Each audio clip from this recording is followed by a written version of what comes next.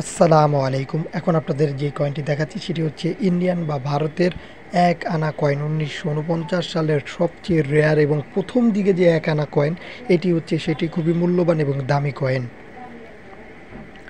এটি হচ্ছে অনেকেই জানতে চান এগুলো কি রূপার তৈরি নাকি? ভাই, এটি রূপার তৈরি না, এটি হচ্ছে কপার নিকেল দিয়ে তৈরি। আর এটা ৫০ থেকে ৫৭ সাল পর্যন্ত ইউজ পরিমাণে ব্যবহার করা হয় এবং এটি ইন্ডিয়ান যতগুলো কয়েন আছে রেয়ার এক আনা, তার ভিতরে এটাও অন্যতম।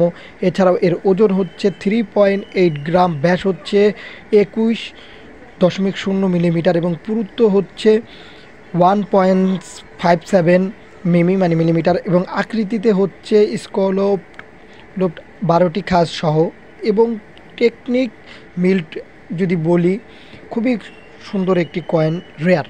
অনেকেই জানতে চান এই সব কয়েনগুলোর বর্তমান বা ভবিষ্যৎ প্রাইস কেমন হতে পারে। ভাই, বর্তমানে একটি জিনিসই বলবো যে এই কয়েনটাতে আগে বলে নেই যে এটির ভিতরে ভারতের যে লোগো ব্যবহার করা হয়, যে বাঘের, সেটা কিন্তু আছে এবং একটি ষাঁড়ের লোগো ব্যবহার করা হয়েছে কয়েনটার ঠিক পিছনেই। তারপর লেখা আছে ইন্ডিয়া, তার উপরেই লেখা আছে ১৯৪৯ সাল, এবং এটার ভিতরে আপনারা হিন্দি প্লাস ইংলিশ দুই ধরনের এবং উর্দু ভাষাও আপনারা দেখতে পারবেন। এটার বর্তমান প্রাইস অনেক টাকা ভাই, যেহেতু প্রথম দিকের কয়েন সেহেতু এইসব কয়েনগুলোর মূল্য কম না। অনেকে মনে করেন এগুলোর মূল্য কম। আপনাদের বলে বলে থাকি একটি কথা, শুধু বাংলাদেশে না, ইন্ডিয়া না, যে কোনো দেশেই আপনারা এই পুরনো জিনিস বিক্রি করতে চাইলে অনেক অনেক টাকায় বিক্রি করতে পারবেন। আর এগুলোর মূল্য প্রতিনিয়তই চেঞ্জ হয়।